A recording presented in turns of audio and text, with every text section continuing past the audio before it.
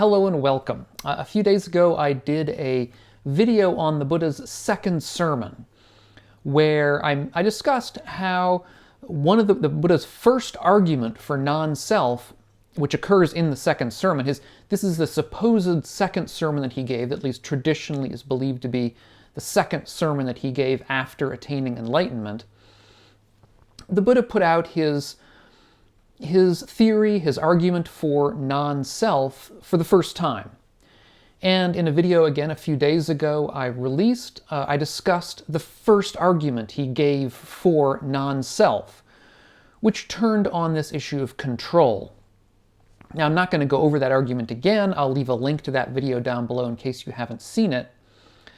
But what I argued there basically was that argument that he gave for control was odd in certain respects, and that oddness revealed something about a particular subtext that I think was underneath everything. So today what I want to do is to discuss the second argument that the Buddha gives in his second sermon for non-self, which is an argument that turns on impermanence. But before we get there, I do want to remind everybody that I have a new book out.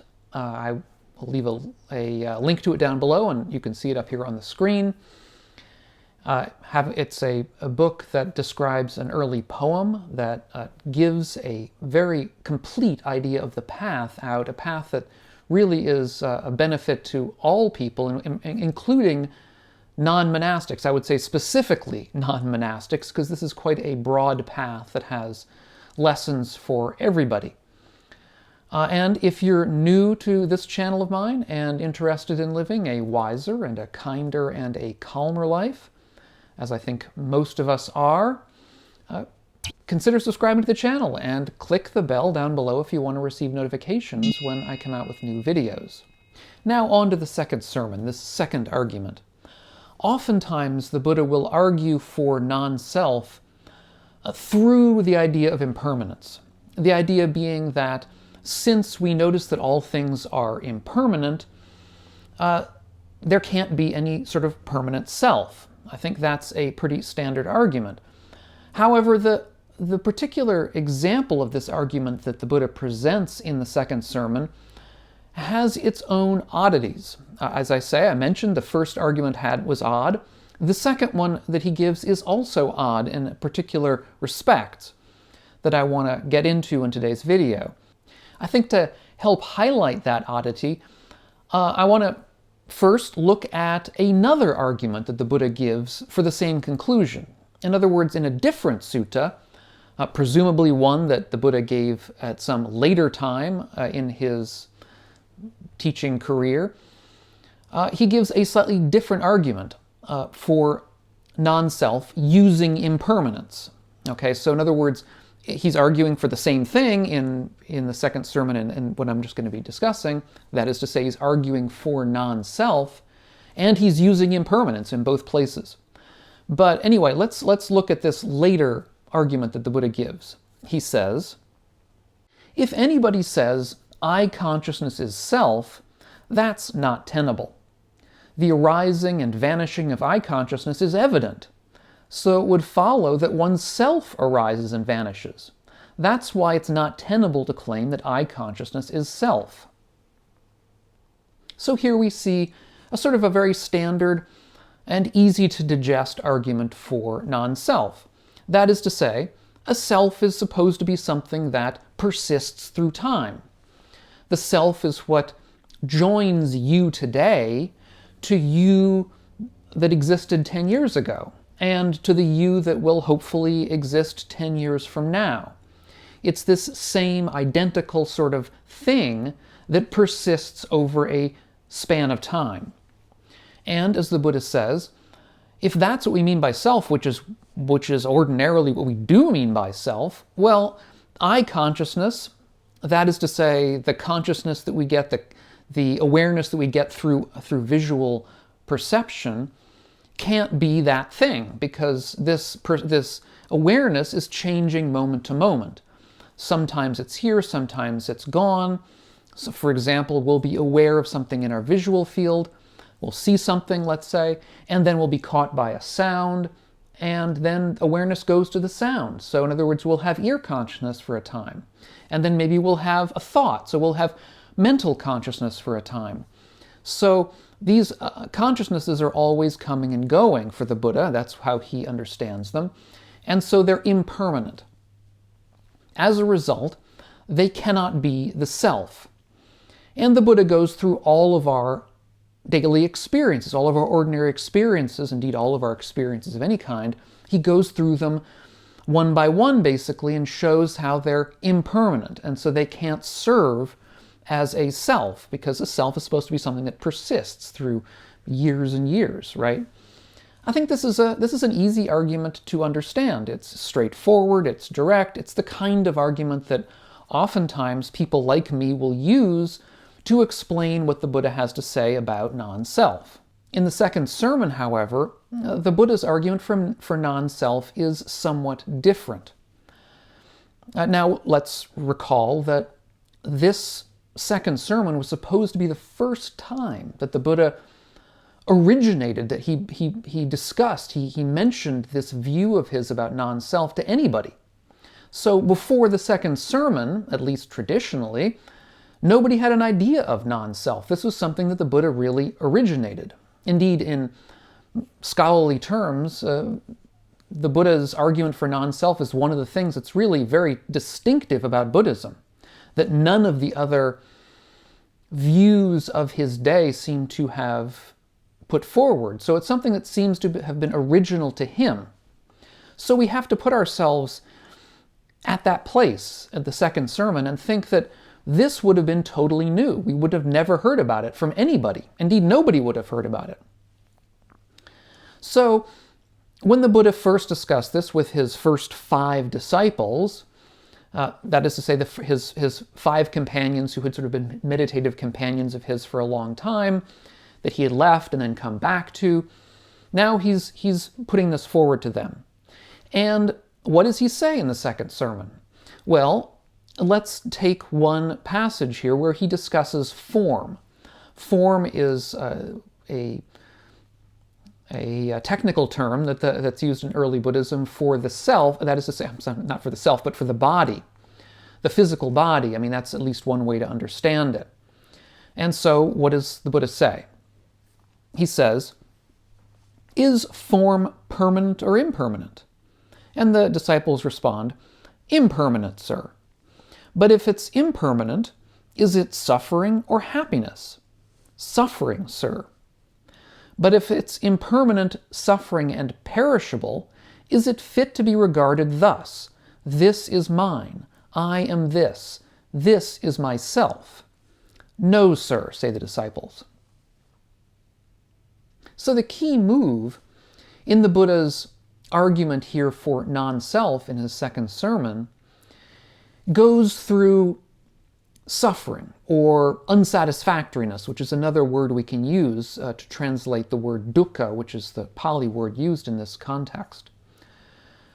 So it's not that the Buddha's arguing here, as he did before, as we saw before, he's not arguing that, okay, a form is impermanent, therefore it's not the self, or can't be a self. Instead, he's arguing form is impermanent, so it's suffering. And suffering isn't fit to be regarded, something that's suffering isn't fit to be regarded as mine or myself. That is a different argument. It's an odd argument. It's an argument that I think nowadays might strike us as somewhat strange. Why make a point of highlighting the suffering or the unsatisfactoriness of form in order to indicate its non-self character? That seems to come out of nowhere, at least if we approach it with our mindset today. So once again, like I said in the last video, there seems to be a subtext here. That is to say, there seems to be something that the Buddha and everybody in his audience understands in the background, understands as something that makes the arguments that I've just made, or makes our feeling this is strange, irrelevant. In other words, there's a subtext here in which this all makes sense. So the question then for us is, what is that subtext? What could it be? And I would argue that just as in the last video about the second sermon, this subtext comes from the Upanishads. The Upanishads are a group of texts, the earliest ones of which were composed perhaps a century or two, more or less, before the Buddha's lifetime. And the earliest of these, well, at least one that is supposed or expected or believed to be the earliest, is what's called the Bṛhadāraṇyaka Upaniṣad.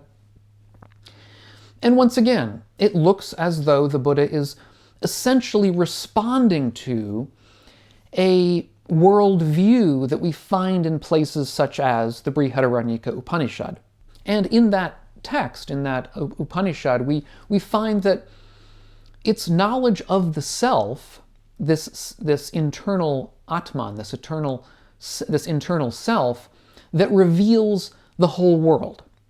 That is perhaps the key belief, discovery, insight of the Upanishads, that awareness of the self reveals the whole world.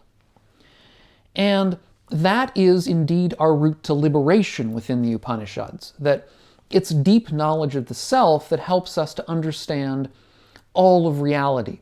Indeed, it's deep knowledge of the self that reveals essentially the identity or unity of that self with Brahman, which is this eternal principle that pervades all things.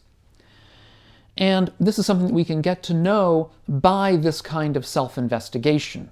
And critically, awareness of this identification, of this identity of our self with Brahman, is supposed to be the highest bliss. In the Bṛhadāraṇyaka Upaniṣad, one of the seers there, a man named Yajnavalkya, is discussing this with a king at the time, and we read this passage there. We read that one who is aware of the self in this way becomes the one ocean. He becomes the sole seer. This, your majesty, is the world of Brahman. So did Yajnavalkya instruct him, the king. This is his highest goal. This is the highest attainment. This is his highest world. This is his highest bliss. On just a fraction of this bliss do other creatures live.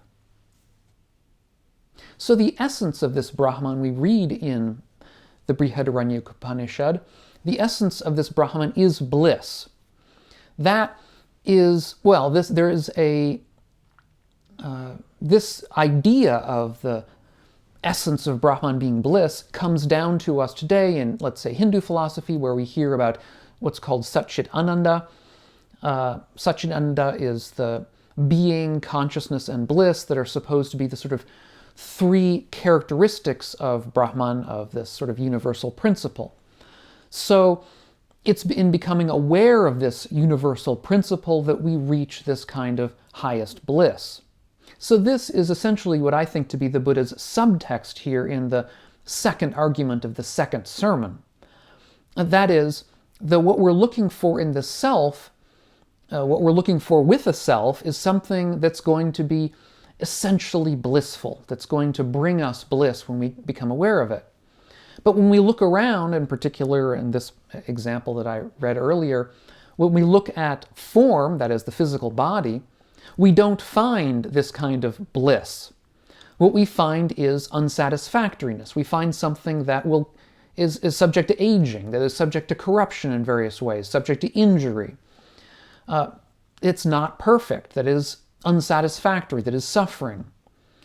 So, insofar as we're looking to the body or form, physical form for ourself, we're looking in the wrong place. We're not going to find true liberation. We're not going to find a self.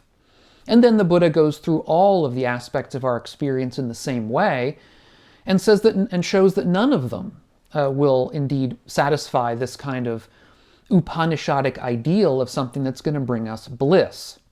That is, none of the traditional parts of the body or the mind fit this background idea or ideal of what the self is supposed to be.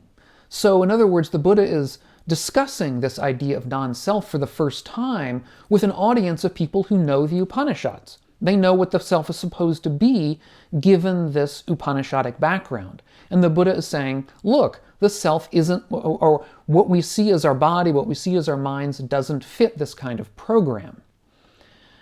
So that is the Buddha's subtext. Now, what we find here in all of this discussion is a notion that Brahman is essentially happy, a positive state of mind, or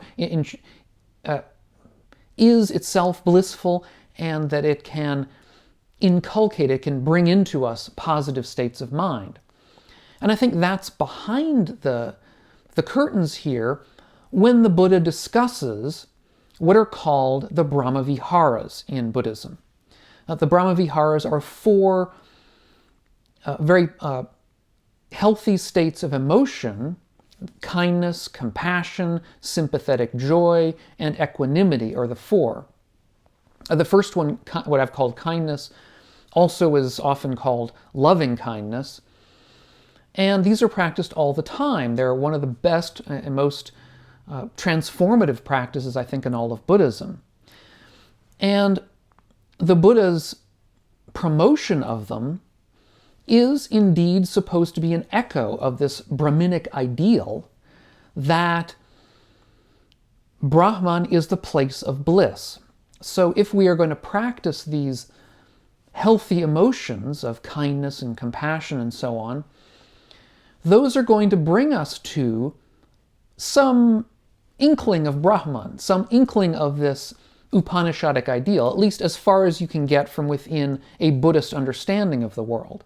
They're going to bring us worldly bliss. They're going to bring us good things. They're not going to bring us all the way to awakening, or at least that's a separate issue, which I'll try to get to in a future lecture. But nevertheless, they are going to be blissful states for us.